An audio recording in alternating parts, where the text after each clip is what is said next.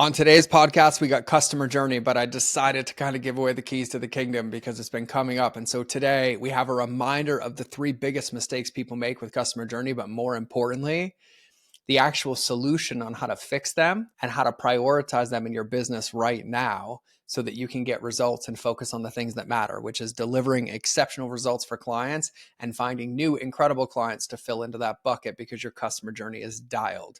And so without further ado, let's dive into the show. Hi, everybody, welcome back to another episode of the Mind of George Show. And today we're going to dive into customer journey and customer journey and customer journey. But I'm going to keep this one relatively short, direct, and to the point because it's come to my attention that customer journey never has a finish line. And what we're going to be talking about today is the triangle of death, which are the three biggest mistakes that people make with customer journey, but also how to take action to rectify them, including what to think and what to believe. And the reason this is coming up is I've been on probably 5 to 10 calls in the last 2 weeks, even when Branson was home sick.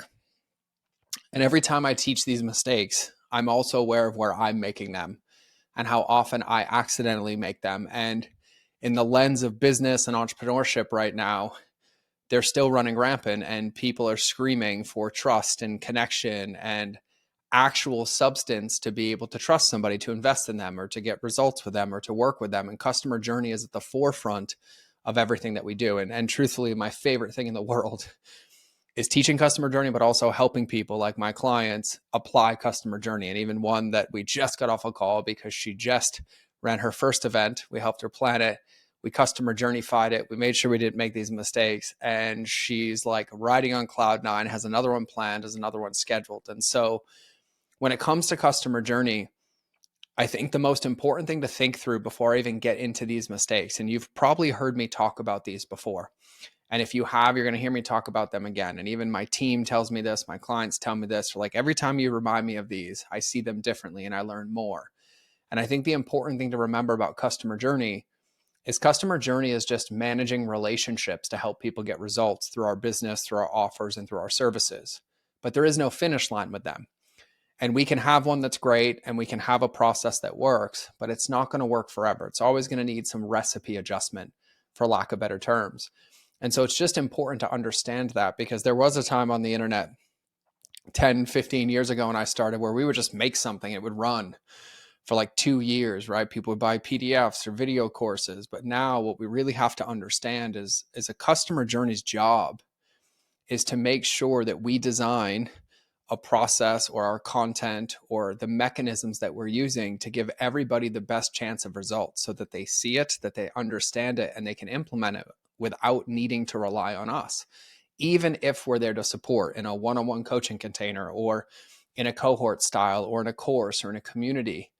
It's just like a personal trainer who gives you a workout. They can't be with you every single step of the way. They'll show you how to use it, but then you at some point take agency to go do it. And that's really what's so important around customer journey. And so as a reminder, I'm going to remind you of the three biggest mistakes, right? And we call this the triangle of death, or if you're going the other version, which my 8-year-old son named, we're calling it the triangle of poop, because that's what he's named it after watching me teach it so often, right? And so when we think about these three mistakes, it's the same three. And there's probably more, but over the last decade or so, I'd say that 80 to 90% of the challenges that people face with customer journey all come from these critical three mistakes. And so if you're drawing this, because if you're watching this in video, I'm just speaking with my hands, but if you're drawing this, I ask people just to draw a triangle, right? You just draw a big triangle. And at the top of the triangle, you write mistake number one. And mistake number one is the zone of doubt, right? The zone of doubt. On the bottom right of the triangle, you write the inverse journey, like inversion, the inverse journey. And on the bottom left of the triangle, you write drown the journey, or as I'm now aptly calling, the fire hose, right? The fire hose. And when I have you write these down, or if you're writing them down in a notebook and you can write them linearly, the reason these are so powerful is when I teach them to you and remind you of them, you're probably going to have thoughts of like, oh, I'm doing that on Instagram, or I accidentally did that in my onboarding, or I'm doing that in my email that I send out. And the reason I have you write them down is because when you catch those ideas of like, oh, that's where it's happening, I want you to document them, because that's the first step in rectifying them, is having an awareness of where they're happening so that then you can prioritize in what order you go fix them or rectify them. So mistake number one is the zone of doubt. The easiest way to remember the zone of doubt is it's the commitment remorse zone. So just like we're aware, every decision a human makes is an emotional based decision. We have emotions involved when we decide to hire somebody or follow somebody or subscribe to somebody's podcast or go to their event. We have emotions involved. And once we make that decision, once we commit to that decision, there's a gap that follows that decision. If you've ever had retail therapy, it's called buyer's remorse. But in this lens, it would be commitment remorse, where the moment we make those decisions, we typically tend to go look for evidence or justifications that we made either the right or the wrong decision. And what follows that interaction or that transaction typically dictates the lens of that relationship, the success of that relationship, the success of them getting the results with your lead magnet, the success of them taking action following your DMs, the success of them getting results in your program or course that you bought, because it sets the tone for the entire relationship. And so to tangibly think about this could be when somebody shoots you a DM on Instagram and they ask for something. Well, the longer they're sitting there waiting to hear back and even have the loop closed, the more and more evidence they're collecting that like, oh, this might not have been the right move. This shouldn't have been done. Or somebody buys your program and you're like, hey, I'll follow up with you. And then it takes a day or two, right? We all know what that feels like, but that's the zone of doubt, right? It's the commitment remorse zone. And so I wanted to bring this to your attention because I've also taught these literally hundreds of times, but haven't really taught the solutions. And so in this one, I'm going to tell you how to rectify that. And I think the biggest mistake that I see happening so often is everybody wants to communicate perfectly. And so they sacrifice any communication. And so if somebody shoots you a DM on Instagram and they're asking for a resource and you don't have the time or you're going to be putting it off, it's also completely okay to close that loop and manage communication. Be like, hey, thank you so much, John, for shooting me the message. I'm going to jump back in here in a couple hours when I'm out of my meetings and I'm going to send this. Or you're onboarding a client and they join and you say, hey, thank you. Welcome to the family. You use the 5 steps that I teach and help personalize to you as a client. But you use those 5 steps and you basically just close the gap and then reset expectations. And so the biggest mistake that happens because of the zone of doubt is that people are just left wondering, right? When they reach out, they shoot you an email, they buy something, they opt in for something, they shoot you a DM. It's anywhere where somebody is making a commitment to you or enrolling with you or going deeper in your ecosystem. The longer that they wait in that gap, what we've seen and what we've found hundreds and hundreds of times, even regardless of the psychology of it, is typically the longer that gap exists, the more doubt creeps in or this wasn't the right decision because the heightened emotional state is gone. And so the mistake is leaving that gap. The solution is closing that gap as fast as possible. And I always like to use meeting people in person as a really, really good one because it helps you see a customer journey in a very different lens. And so like, let's say you've been to an event. We've all been to events and you're so excited because you have a moment, you see a talk together, you guys are having a coffee conversation like, oh my God, I'd love to connect. And you exchange information. But then you go through the rest of the event, you get home, you take your flight, and then it's been a week since you've talked to that person. And then you go to communicate and it's like the energy was lost, right? Like the magic spark was lost in that moment, is because that gap existed. So even when I tell people when they're doing networking or they're using earned media and going and keynoting in events, when I help my clients with, is having a plan to be able to close that gap so that it can keep that heightened emotional state. It can keep the magic of the moment per se. And then you can follow up later when you get home. And so even me, when I go to events, I'll connect with people and we'll exchange numbers. But in that moment, I will send them a video or a picture of myself and a reminder of what we talked about and set my intention for us to schedule a call or get on a call down the road. But we close that gap as fast as possible. And so with the zone of doubt, that gap creates doubt. And our job is to not allow that doubt to exist. And a lot of times with that perfection of like, well, it's got to be perfect. I have to send them everything they need. No, you don't. You just have to close that doubt. So in order to succeed in this, it's like when you have the moments, you want to close those magical moments as much as possible and then create the next step that you both mutually agree upon, because that's effective communication, right? So that's the zone of doubt. Now we have the second mistake called the inverse journey.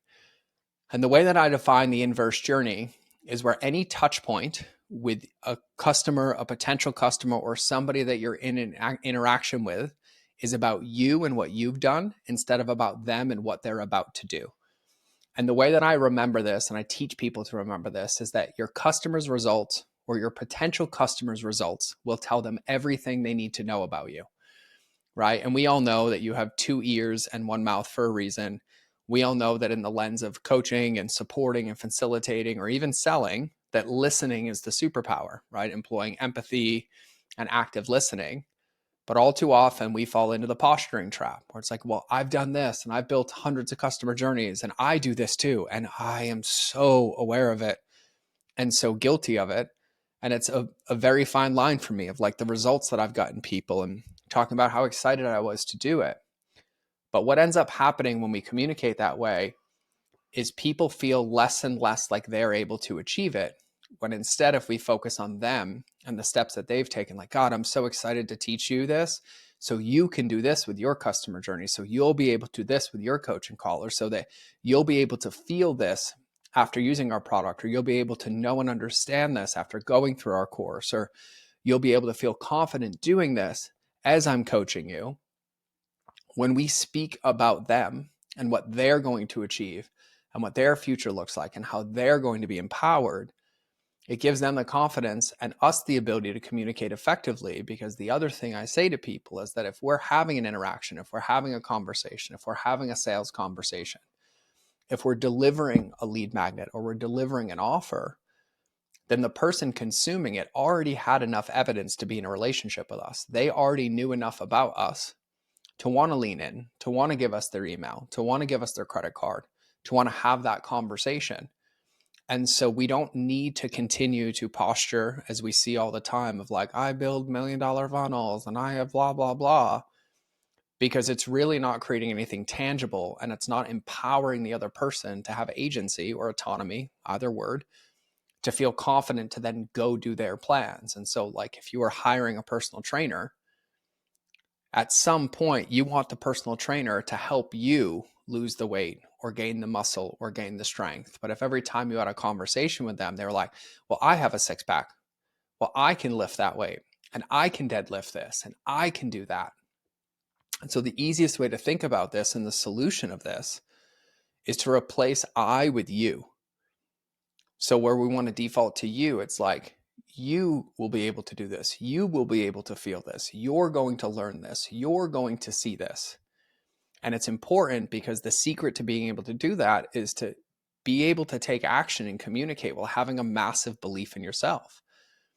But that's the way to lead that conversation. And so even tangibly, when I teach these mistakes and I'm teaching them to people, you'll see it before where you'll buy a product on the internet and then you'll get an email and then they'll just sit there and tell you how awesome they are, how many board certified surgeons they have, or how much research they have, or how much money they sold, or how much XYZ that you can insert in that equation, but you already bought the product. And so really what the focus should be is telling you what you're going to achieve and how we're committed to helping you and how we're going to help you navigate these or help this product get you the results, or that you've taken the first step to achieving the goal that we promised we'd help you with.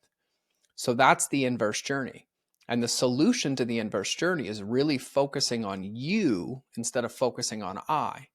Now, before you ask and before anybody has this thought of like, well, how do I tell my accolades? How do I tell my story? How do I tell people what I've accomplished? You totally can. But in order to tell that story, you should be sharing that story in context of how it's going to help somebody else achieve the goals that you've achieved or achieve their own goals similar to your goals or get closer to the goal of theirs through your experience. The challenge is when the default always goes to I've done this, I'm doing this, I have this model, I have this product, we have the best one in the world, because it's not taking into account the person using the product or using the service, and it's not giving them confidence and agency to be able to go pursue it on their own. So that's the second one. And then the third one is what we call the Firehose. This is also, and I'll own this all day, called the Old George Special, okay? This is where when somebody commits to work with us, when somebody commits to engage with us, when they shoot us a DM and ask a question, when they give us their email for a lead magnet, when they buy our course and they're so excited to come in, that we overwhelm and drown them like a fire hose with the amount of information needed or the steps to be taken. And all of you know what I'm talking about. If you've ever bought a course on the internet, and I used to do this as well, 1,000%, where you'll buy a course, you'll be sitting in a car, or you'll be at the end of your day, and then you'll see an email that says, hey, welcome to the family. And it's like, hey, the first thing I need you to do is whitelist my email, fill out this application, answer this questionnaire, watch these 3 45-minute videos, and get all of it done by tomorrow. And immediately you're like overwhelmed. You're like, holy moly, I can't do all of this. This is so much. And we end up creating resistance where there doesn't need to be resistance. And so the most effective customer journeys in a really simplistic fashion are bite by bite. Just like if you sign up to run a marathon, you wouldn't like it if literally 30 seconds after you signed up, your coach was like, okay, no matter what you ate today, no matter what you drank today, no matter what shoes you're wearing or what clothes you're wearing, you're going to go run 26.2 miles right now. It wouldn't support us. It wouldn't support the goals. It wouldn't support the vision. And what I say to people when we're teaching this is that when we have customers, no matter what business you're in, you want to be able to retain that relationship and that customer for as long as possible. So why would we spend anywhere from a week to a month to a year courting people, educating people, giving them the evidence needed to trust us to become a customer? And then the moment they say yes, drown them with information and feel like our job is done. Our job begins when somebody says yes. When somebody shoots us a DM to ask us a question, our job began to build that relationship and add trust and help move them into the next level, which might be giving us their email or working with us. Or when somebody gives us their email in exchange for a lead magnet or something we're offering a value, our job isn't done because we made the resource. Our job begins because the effectiveness of it comes down to our ability to get them through that resource and get them a tangible result. And then, of course, the third one being paying is none of us like paying for things that don't get us results. And so in order to do that, we have to think through customer journey in the lens of what it would look like and feel like to go through it bite by bite.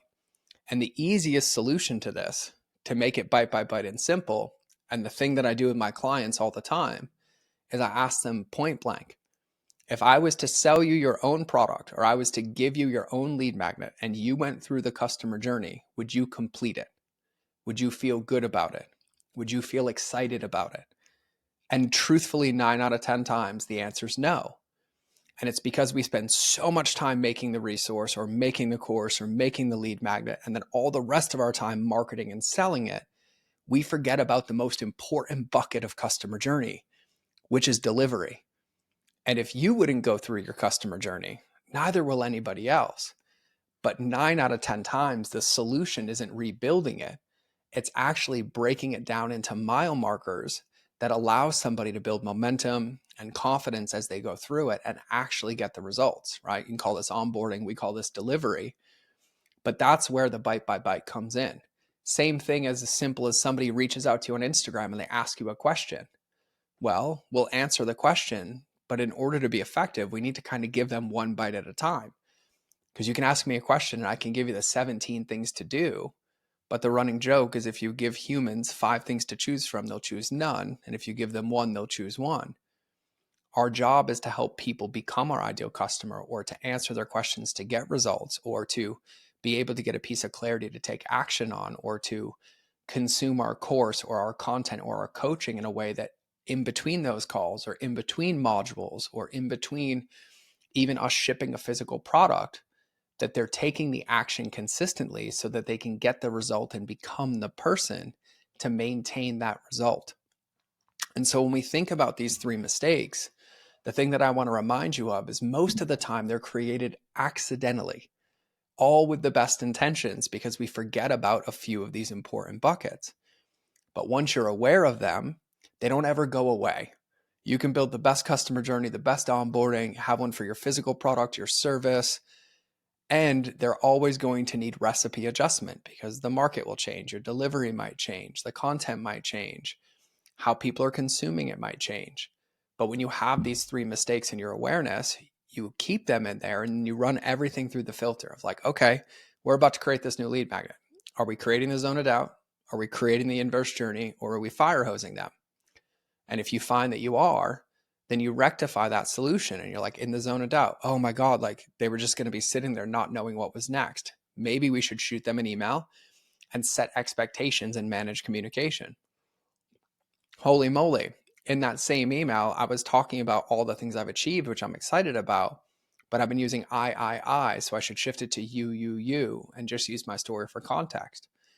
Or holy moly, my onboarding in that one program has them doing like 2 hours of work in the first minute, and I should probably break it down and help guide them through the process. And so as you think through these, you almost want to keep them as a filter in your brain or a filter in your eyes, or even write them down. And anything that you're creating, or any engagement that you're having, or any conversation that you're having with a client or a potential client or a lead, you want to run yourself through these filters because they apply everywhere.